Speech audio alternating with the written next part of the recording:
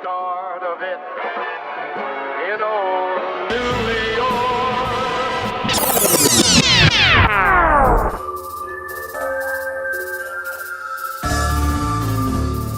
What's going on, everybody? How's it going? Welcome to this adduction. This is the adduction. No, there are no douches in this episode because it's just me. It's just me. So maybe in some of your opinions there is a douche in this edition, but hopefully those opinions. Oh, I'm all fucked up today. Those opinions don't matter. I had to get another episode in because I want to get 2 in this week because of whatever, got some shit going on and rearranging a couple of schedules, a couple of guest appearances, but we'll be able to get one in now and before Friday, so we're looking at Thursday for the next release. So that means I don't have much to talk about on this release since I'm already talking about the next release. So here we go. Get ready for an eventful show. Okay, that's a minute in. I got 29 more minutes to go. All right, I could do this. Let's see. So, did you ever notice when you go to the store, the shopping carts often tell you about the quality of the store? If you got like a dingy shopping cart and the wheels are all corroded and it turns left when you're turning right, you're probably at a Walmart or the dollar store or something like that. But when you got a really good sturdy shopping cart, you're probably at a an H-E-B or a Target, something like that. Classy joint. I'm all about the classy joints myself.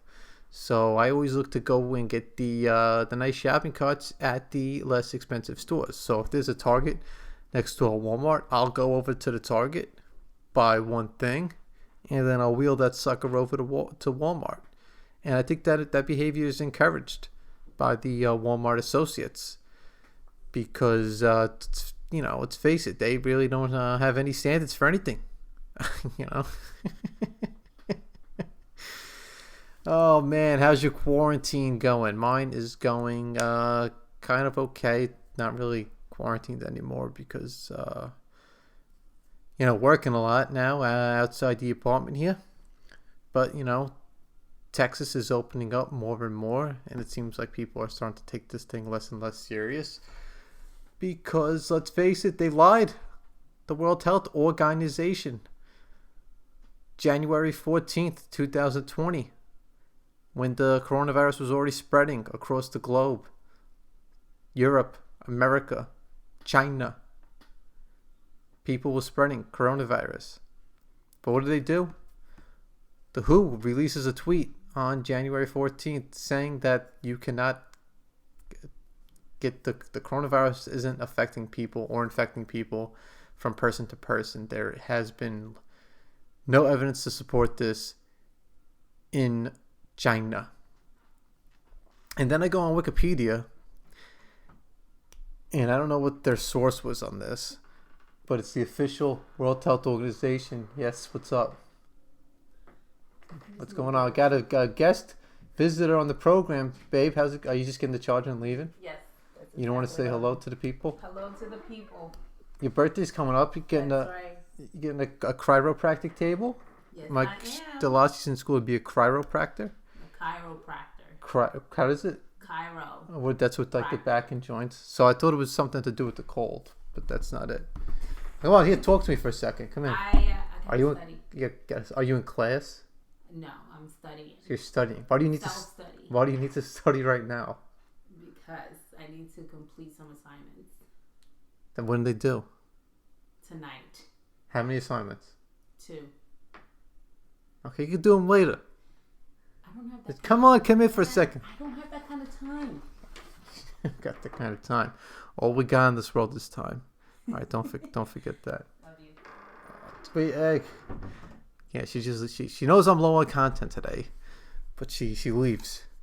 Comes in, grabs the charger, and leaves. Yeah, so it's here for the lovely Delasi. Shout out to Bill Burr, who invented the significant other dropping on his podcast with the lovely Nia. And, if you think this podcast is good, you'll love Bill Burr's. But don't listen to his, because you need to listen to this one. Once you listen to that one, you'll never want to come back here. Okay, anyway. I lost my train of thought now. Oh, fuck. So, hopefully your quarantine's going well. Yeah, oh yeah, the World Health Organization. The World Health Organization.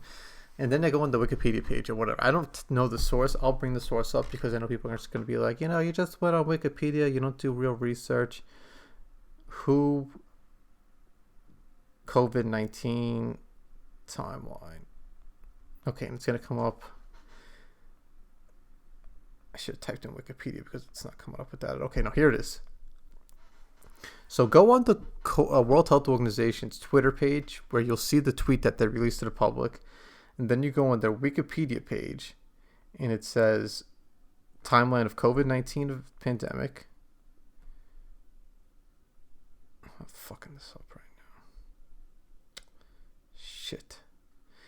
They said something that they had evidence to who discovers that the coronavirus does infect from person to person.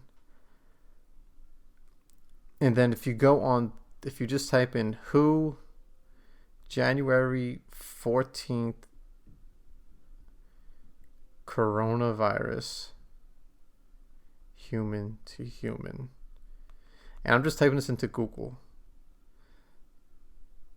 So on their official website, this is what they write on their official website. So yeah, do you want the source? The sources themselves, okay? Who.int. WHO.int. WHO's technical lead for the response noted in a press briefing that there may have been limited human-to-human transmission of the coronavirus, in parentheses, in 41 confirmed cases, mainly through family members, and that there is a risk of possible wider outbreak.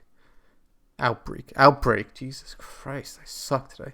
The lead also said that human-to-human transmission would not be surprising, given our experience with SARS, MERS, and other respiratory pathogens. That's from the WHO's website, January 14th, 2020.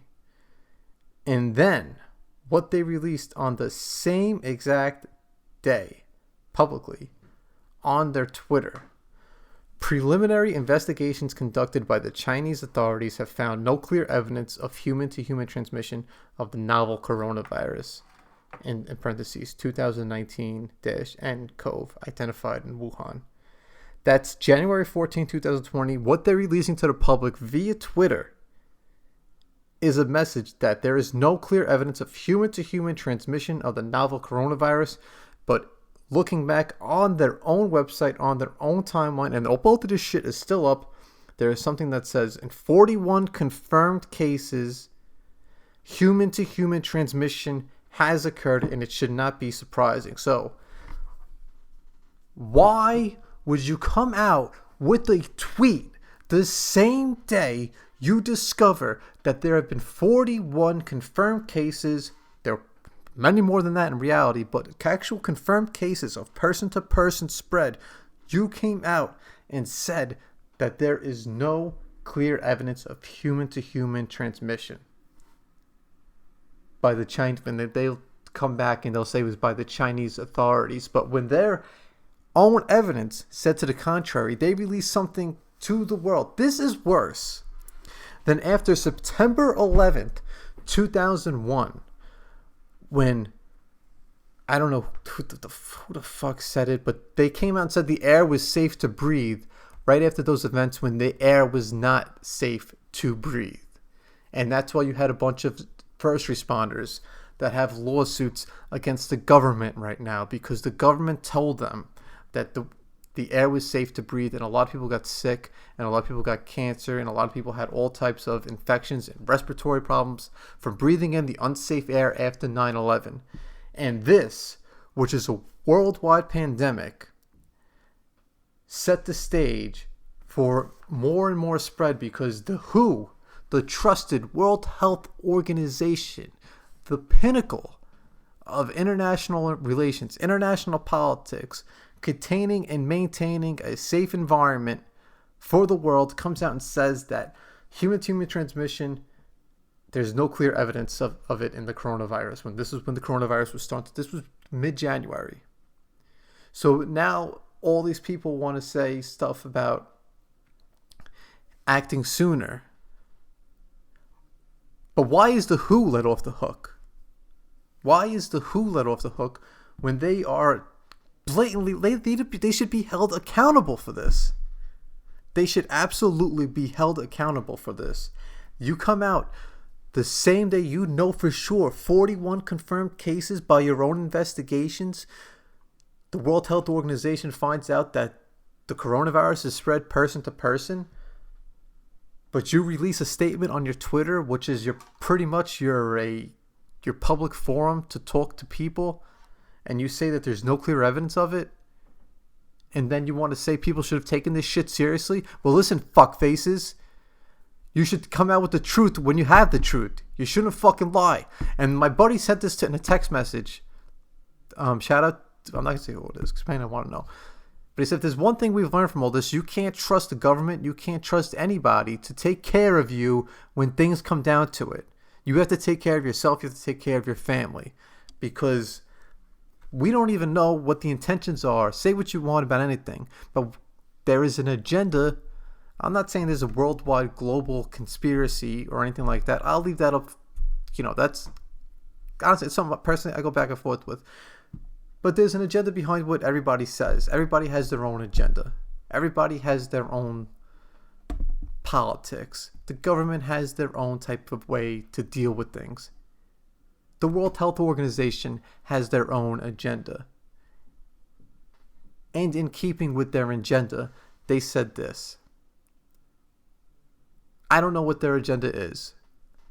But to know something as that spreads like the coronavirus, you know that it spreads.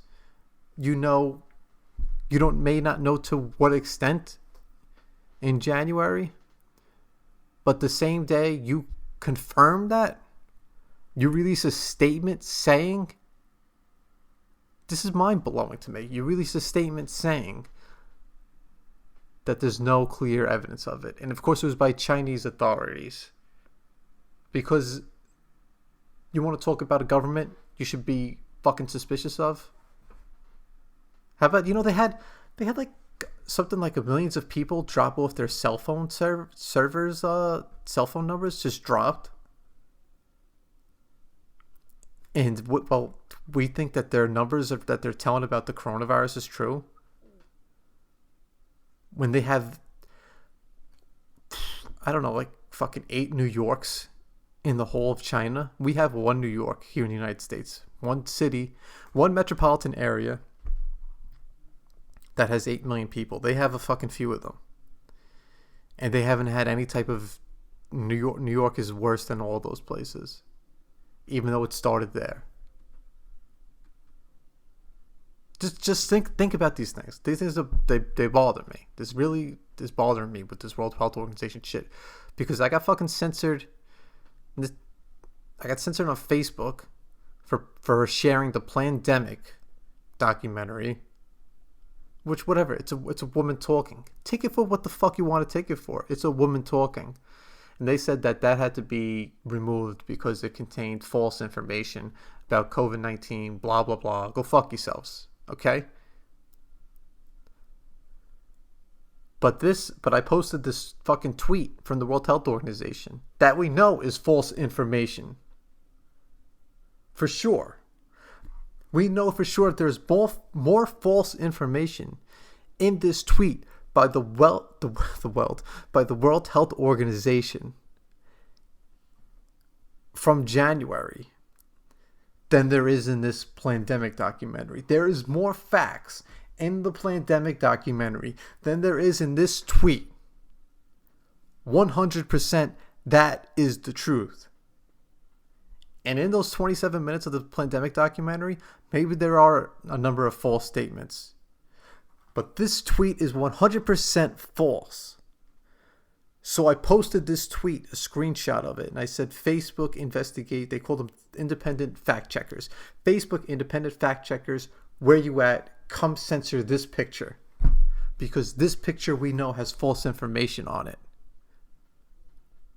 But they didn't do shit. You know why? Because it's the World Health Organization.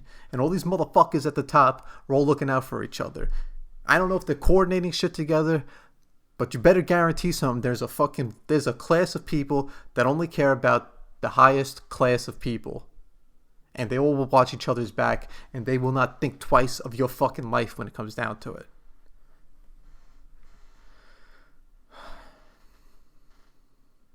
You know, I don't want to get into this. Sorry. So it's a good quarantine then? Everybody's having a good time? That's good. Oh my god. Fuck the World Health Organization. They're fucking fakes. They're phonies. They will watch the back of whoever funds them or whatever government. So I want us to not be involved with them. Because you can't trust them. I'm not even using any third-party sources here. I'm using their Twitter account and their website.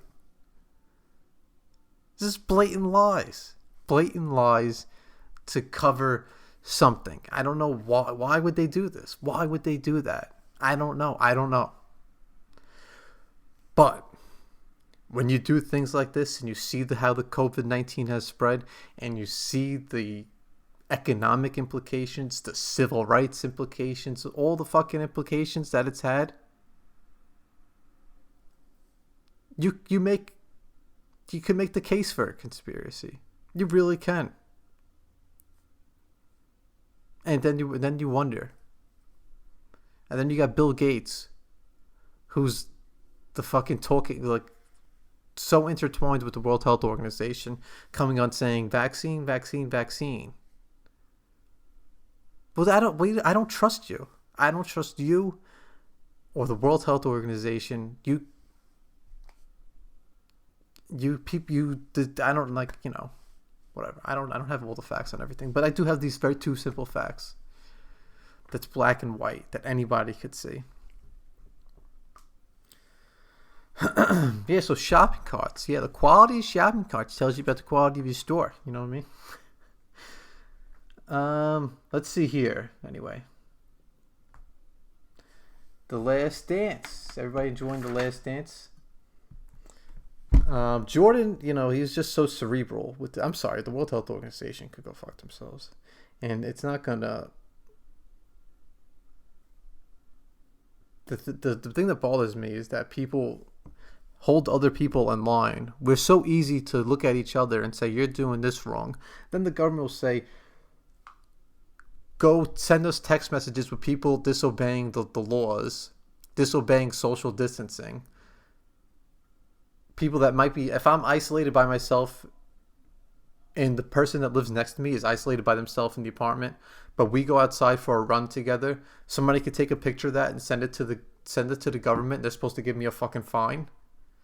If I know for a fact that person just been, we could be texting and being like, yeah, I haven't done anything. I've just been in here, just stay at home,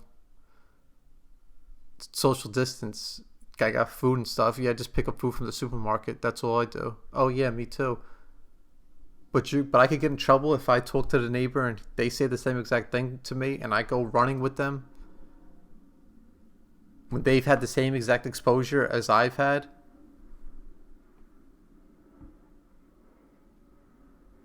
And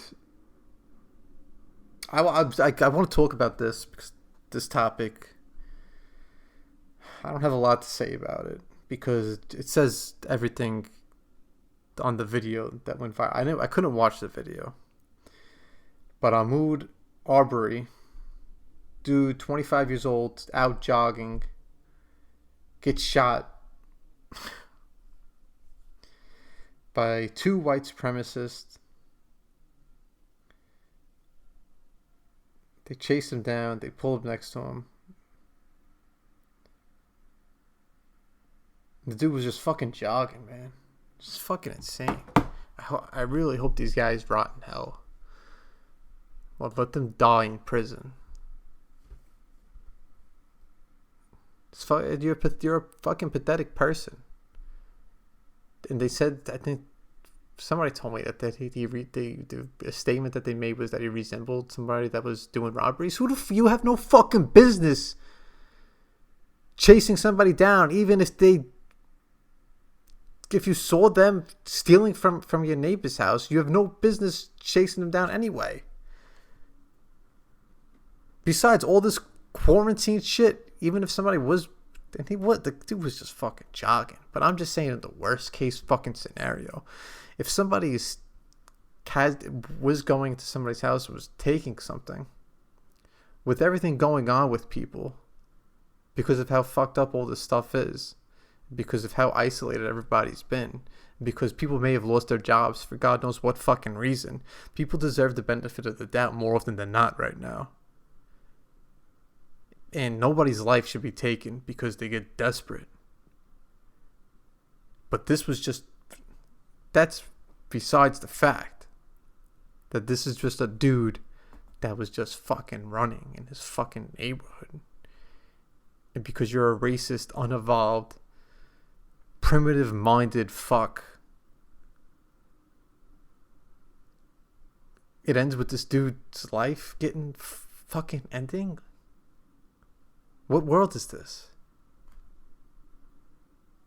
You're fucking pathetic. You gotta get a shotgun? Can you imagine jogging and getting harassed?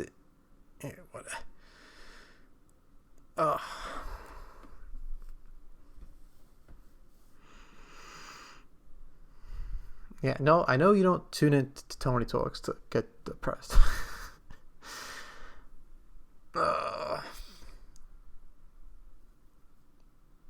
But it's hard to make progress with each other when there are people like that exist, because it just undoes so much previous progress that people make. And it's easy it just makes things easier to divide us. And it's just a fucking shame. And this dude was 25 jogging and got fucking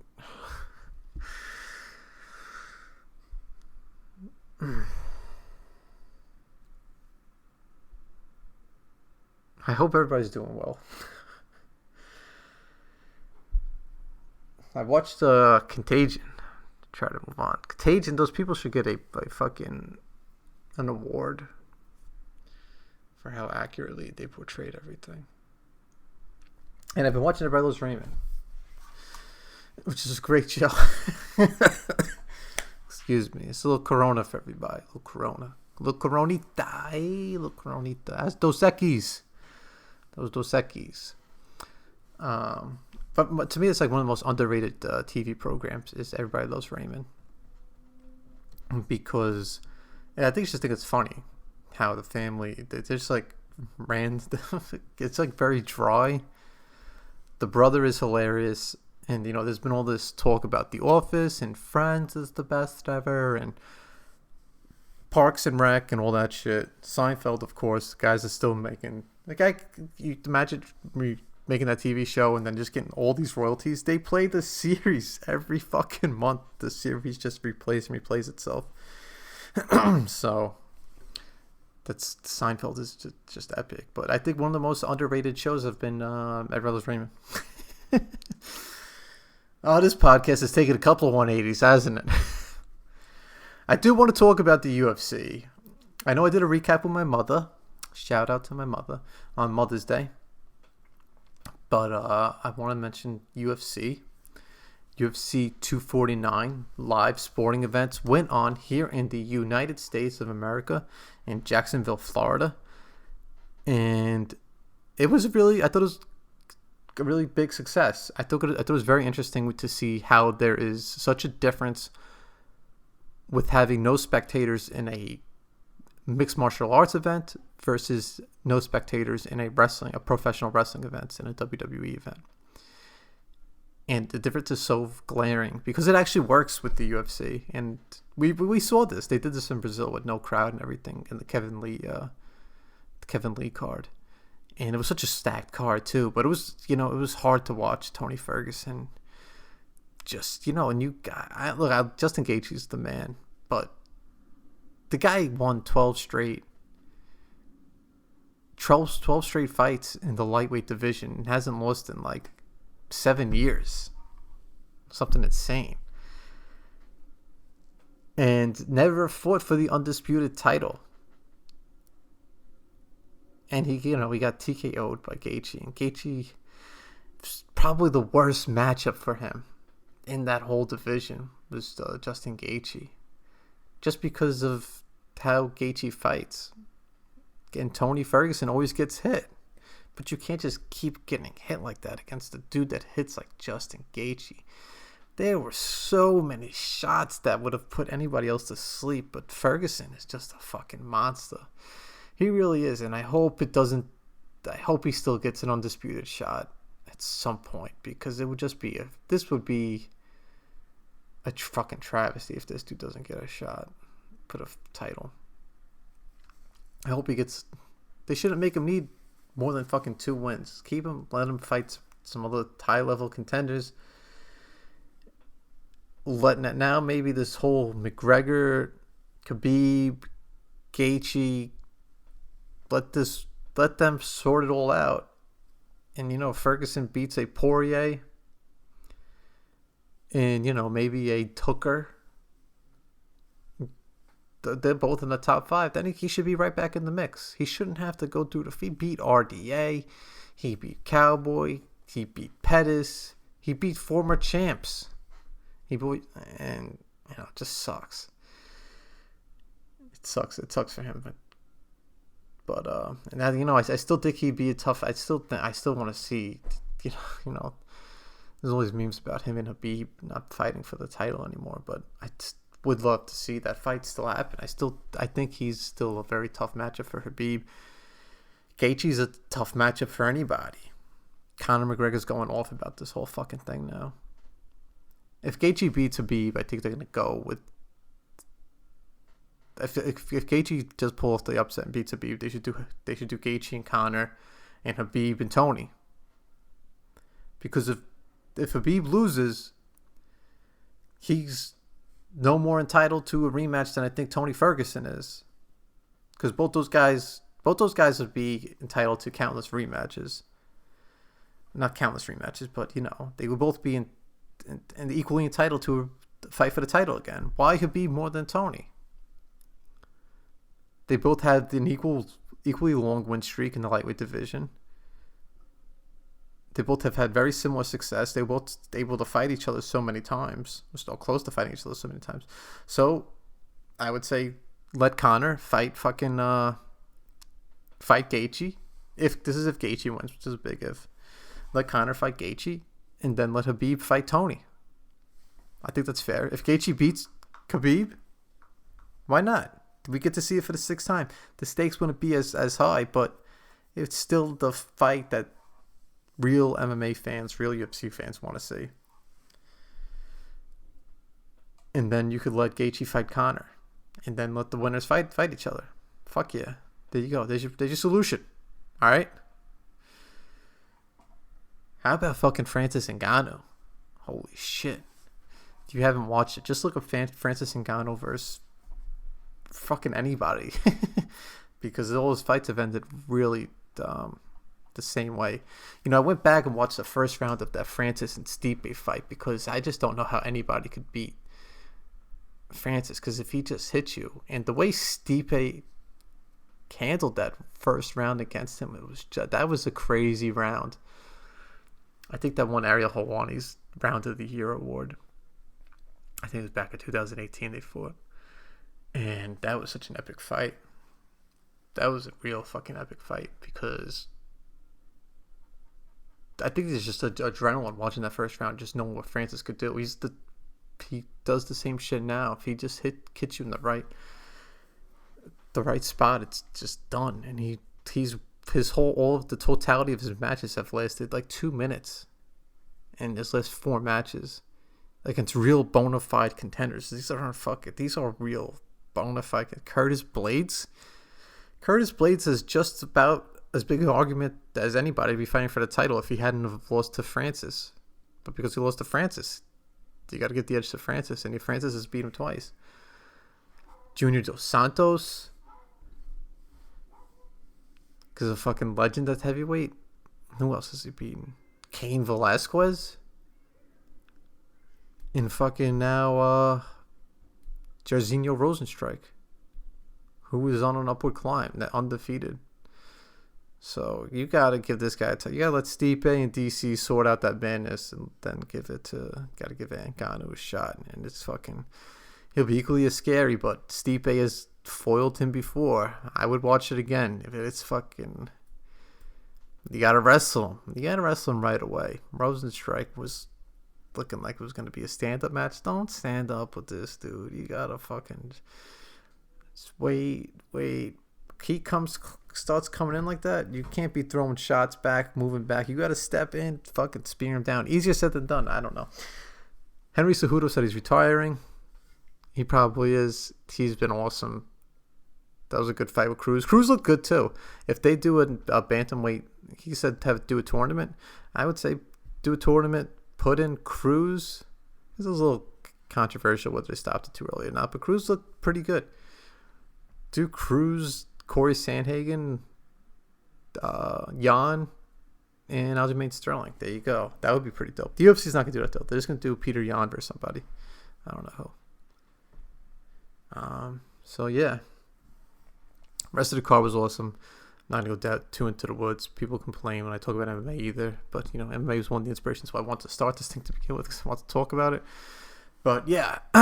Throat's bothering me a little. Felt like I went on long enough here. Hope everybody's doing okay. Tony Talks 8 on Twitter. Tony Talks 8 on Instagram. Tony Talks 8 podcast at gmail.com. I'll talk to everybody next time. Stay away from the World Health Organization. Look out for each other.